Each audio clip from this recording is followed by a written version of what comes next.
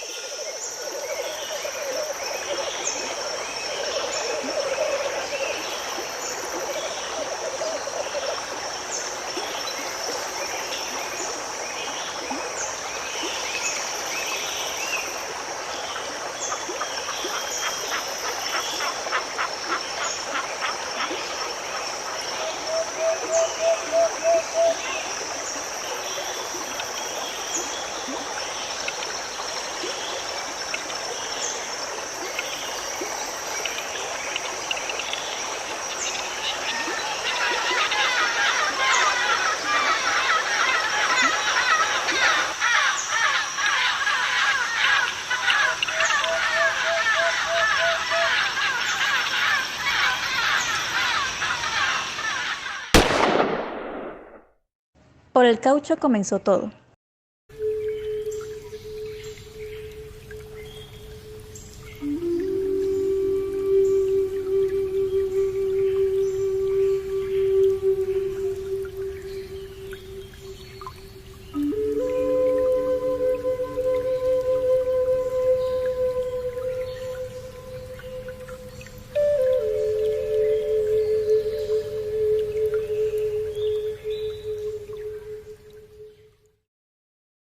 Aunque esta emulsión lechosa en la savia de las plantas era conocida en la Amazonía mucho antes del periodo de la conquista, pues los indígenas identificaban bien al que llamaban el árbol que llora en Colombia, las explotaciones intensivas de este producto comenzaron en la década de 1870. Como consecuencia de los descubrimientos de la segunda revolución industrial, la explotación intensiva del caucho en la Amazonía se inscribió en el periodo de expansión de la demanda de este producto en el mercado mundial entre las últimas décadas del siglo XIX y las primeras del XX. La exhaustiva extracción y comercialización del látex para la fabricación de neumáticos, cepelines e instrumentos de las industrias médica y bélica se convirtió en una fiebre por el caucho. Así, durante un poco más de medio siglo, el comercio del caucho fue impulsado por las nuevas embarcaciones a vapor y por la apertura del Amazonas a la navegación internacional. Grandes barcos de variadas banderas ascendieron el río y centenares de pequeñas embarcaciones dinamizaron un comercio ambulante a lo largo de sus riberas. La organización del proceso extractivo estuvo en su gran mayoría liderado por unas pocas casas que distribuían sus capataces por los diferentes campamentos y estaciones. No obstante, ya que las enfermedades tropicales atacaban a gran parte de los recolectores, contribuyendo así a la disminución de la mano de obra disponible, muchas de las casas esclavizaron a los pueblos indígenas de la zona. La implementación de este modelo de extracción del caucho por parte de los nuevos colonos solo fue posible gracias al uso de la violencia sustentada por la superioridad técnica de las armas del hombre blanco. En esta medida, los procesos de conquista fundados en el intercambio comercial se transformaron en procesos de dominación que llevaron a una explosión de la mano de obra indígena desmesurada que se fundó en unos términos de esclavitud. Empresas como la Casa Arana y Hermanos esclavizaban a pueblos como los Huitoto para que les sacaran a los árboles el extracto con el que luego se fabricaría el caucho. Así, a pesar de que los Huitoto habían logrado permanecer relativamente aislados del sistema colonial y del control y la asistencia del Estado durante muchos años, fue a principios del siglo XX, en aquella fiebre del caucho, que la comunidad se vio terriblemente afectada por los proyectos colonizadores. Este periodo significó para los indígenas no solo violencia, dolor y trabajo forzado, sino también disminución poblacional, dispersión y pérdida de prácticas y saberes tradicionales fundamentales para su cultura. Durante más de 20 años se extendió una red de violencia a lo largo de su territorio, cuyo objetivo fue la explotación intensiva y sistemática de la mano de obra indígena en pro del aumento de la producción del caucho.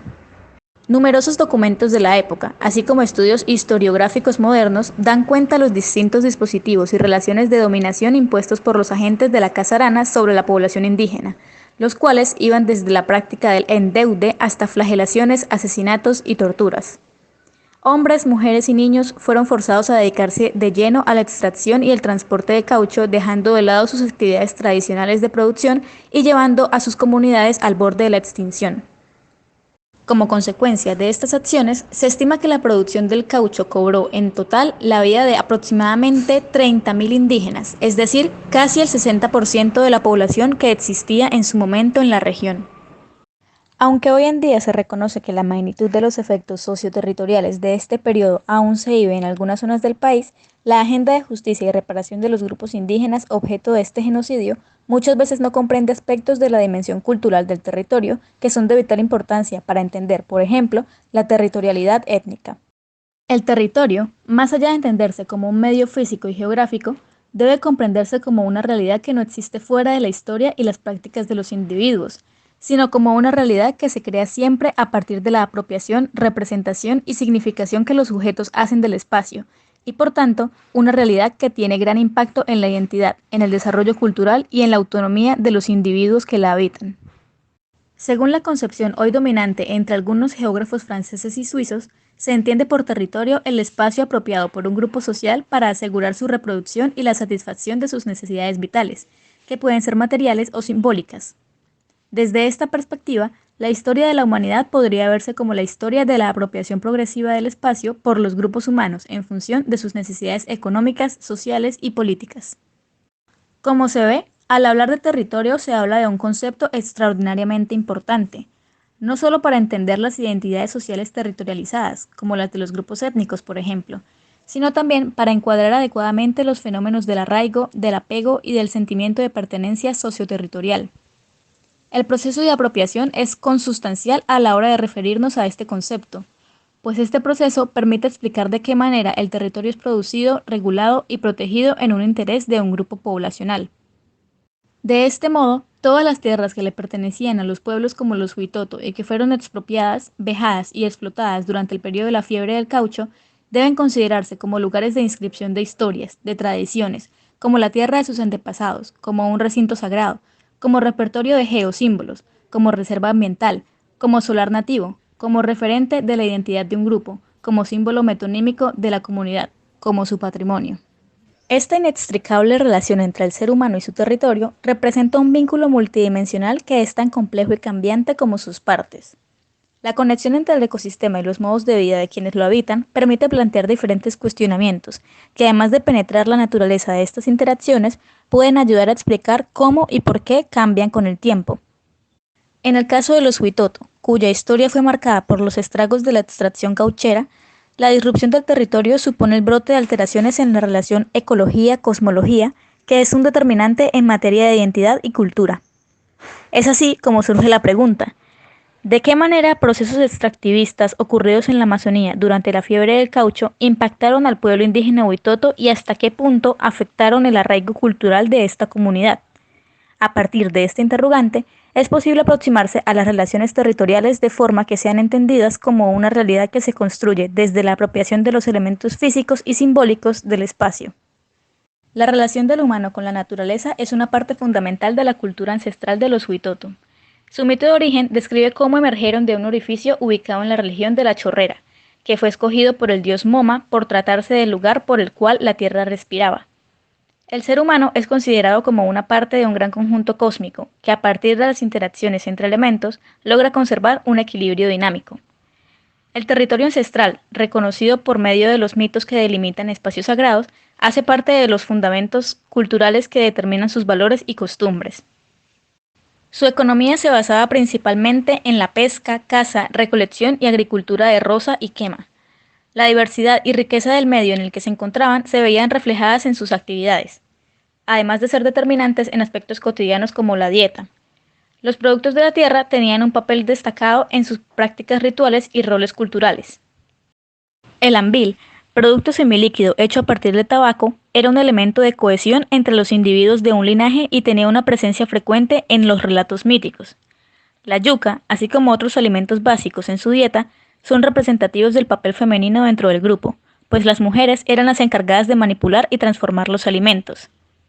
De esta forma, se creaba un cimiento de cotidianidad sobre el cual los hombres pueden agregar su exhibición del saber dentro del espacio ritual.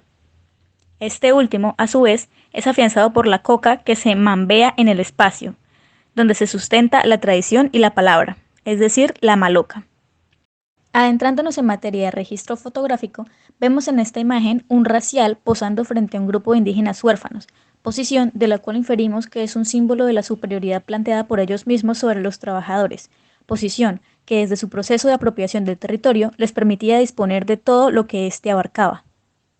Desde nuestra percepción, era tan magna la malicia e insensatez de los irracionales para obligar a los ya conocidos boys o muchachos a maltratar y delatar a sus mismos congéneres, actuando como una especie de supervisores, a quienes las amenazas les lavaron el cerebro y cambiaron significativamente su sentido de pertenencia. El territorio indígena Huitoto fue vulnerado, y con él su identidad cultural. Todos los actos de violencia fuertemente aplicada a los nativos demostraron el poco respeto que la Casa Arana y hermanos tenían hacia la concepción sagrada de un territorio no perteneciente a ellos. Pisoteados, humillados, ultrajados y masacrados, los Huitoto no tuvieron más opción que someterse a este periodo violento de su historia. Siendo esto, el desconocimiento, o mejor, irrespeto de los blancos hacia el patrimonio terrenal de esta cultura nativa, implicó un desarraigo forzado de su identidad, con el cual los indígenas no podían realizar sus ceremonias ni organizarse socialmente de la misma manera como solía hacerse, como vemos en esta imagen. Finalmente, tras el cierre de la Casa Arana a finales de la década del 30 en el siglo XX, los indígenas que lograron sobrevivir a los campos lejanos fueron desplazados en su mayoría a Perú y Brasil por sus límites con el Amazonas, perdiéndose así gran parte de la población habitante en Colombia, hecho que en la actualidad sigue vigente. Tras la persecución legal por sus crímenes de lesa humanidad, la Peruvian le otorgó a Julio César Arana la pertenencia de 577.400 hectáreas al norte del Putumayo, y utilizó este título para pedir a Colombia una indemnización de $2.000 por el conflicto, pago que Colombia terminó en 1969, bajo toda ilegalidad 29 años después de la firma de la Carta de Londres. Como iniciativa, los colombianos y ciudadanos del mundo debemos fomentar y ser participativos de la apreciación de la identidad cultural de cada etnia indígena, puesto que por la misma ignorancia e irrespeto se han perpetrado crímenes de consecuencias patrimoniales inconmensurables. La extinción de etnias y culturas es algo que nos compete a todos, y es nuestro deber respetar y defender sus soberanías.